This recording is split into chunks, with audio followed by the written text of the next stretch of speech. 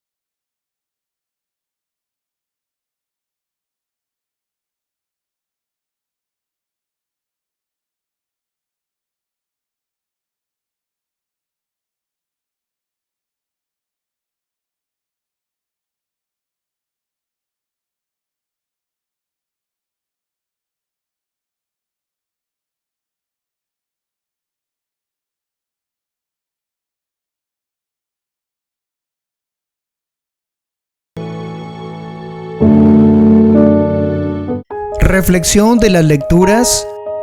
Monseñor Luis José Rueda Aparicio.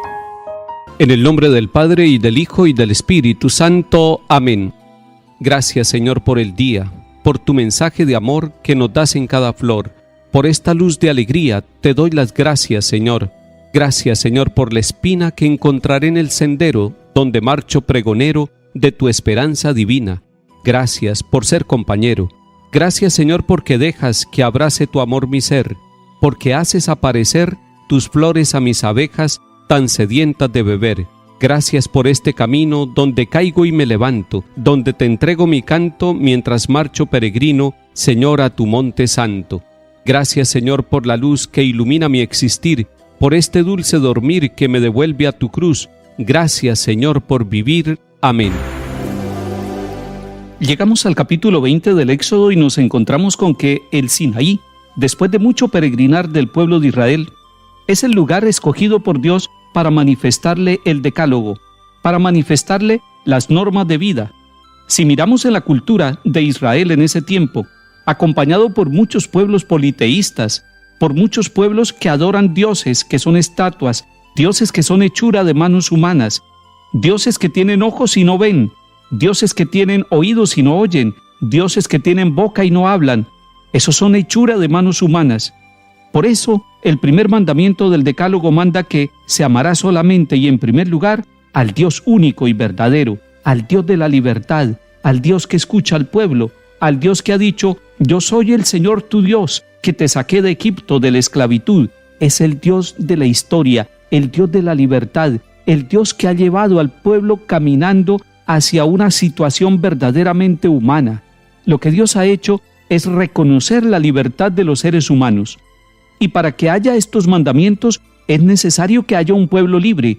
No se le ponen estos mandamientos a un pueblo esclavo, ni se ponen estos mandamientos de parte de Dios tampoco buscando esclavizar al pueblo, no.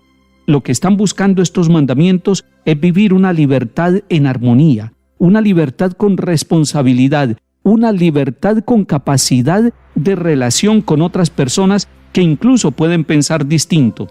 Y miremos que los primeros mandamientos de este decálogo están centrados en el encuentro con el Dios único, vivo y verdadero, el Dios de la libertad, el Dios de la historia que va caminando con el pueblo. Luego, de allí se desprenden los otros mandamientos. Son mandamientos que llevan al pueblo a relacionarse con ellos, a respetar la vida, a respetar la unidad familiar, a respetar los bienes ajenos, a respetar la verdad, a respetar incluso al esclavo y a la esclava y todas las posesiones que el otro tiene. Son mandamientos que llevan a regular las relaciones sociales, las relaciones económicas y las relaciones intrafamiliares.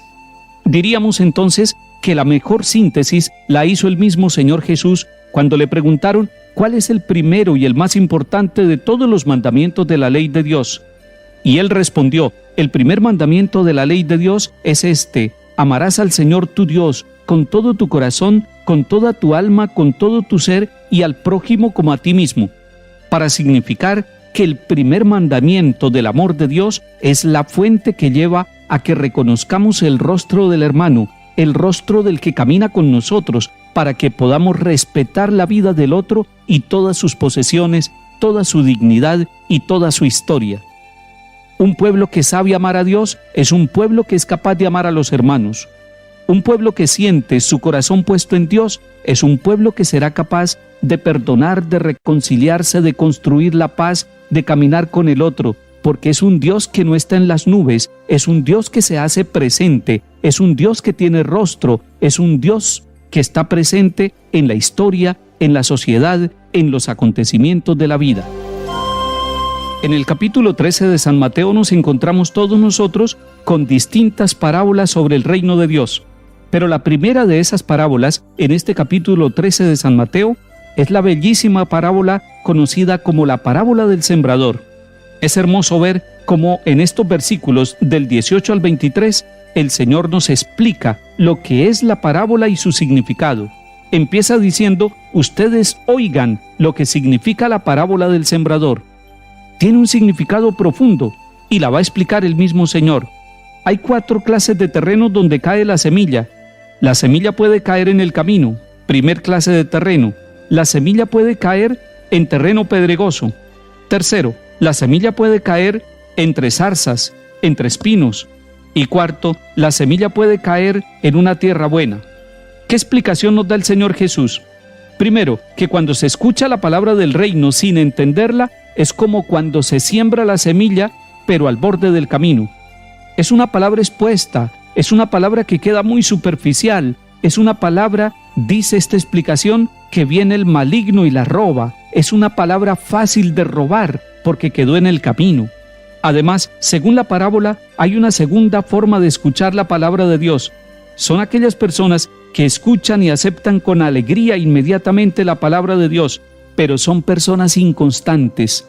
La inconstancia hace que la persona no sea capaz de sostenerse en medio de las luchas y en medio de las pruebas. Son personas que quieren tener con la palabra de Dios una especie de vacuna contra todas las pruebas, contra todas las dificultades. Algunos incluso protestan. Dice, si yo escucho la palabra de Dios, si yo recibo la palabra de Dios, ¿por qué tengo tantas dificultades en mi vida y en mi familia?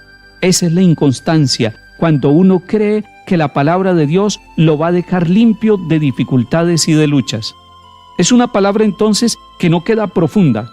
Una tercera forma de escuchar la palabra de Dios es escucharla pero rodeado de espinas, preocupados por las riquezas, sin tiempo para la meditación, con muchos afanes, con mucho corre-corre. Se necesita quietud, se necesita calma, se necesita silencio para que la quietud y la calma permitan que la semilla de la palabra de Dios dé fruto. De lo contrario, esa palabra queda ahogada entre las preocupaciones de la vida y las seducciones de la riqueza.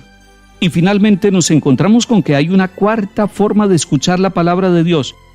Es la palabra que es acogida, que es entendida. Se necesitan como 3 momentos para que la palabra de Dios sea entendida en nuestra vida, con nuestra mente y con nuestro corazón. Se necesita acoger, orar y vivir la palabra de Dios. Acogerla con fe, acogerla como palabra de salvación, acogerla como palabra que es un don del cielo. Y se necesita además un segundo elemento, orar esa palabra de Dios. Orar la palabra, tomar las palabras, repetirlas en oración, ir repitiendo durante el día una palabra que quedó sonando del evangelio que escuché en el día de hoy, o del salmo, o de la primera lectura. Y no basta con escucharla y orarla, es necesario además vivirla. Es necesario que la palabra de Dios dé fruto a través de los acontecimientos de la vida, a través de las actitudes, a través de las obras que nosotros realizamos. Que el Señor nos permita ser un terreno donde cae la palabra de Dios y da fruto abundante. Que el Señor nos bendiga y acompañe, en el nombre del Padre, y del Hijo, y del Espíritu Santo. Amén.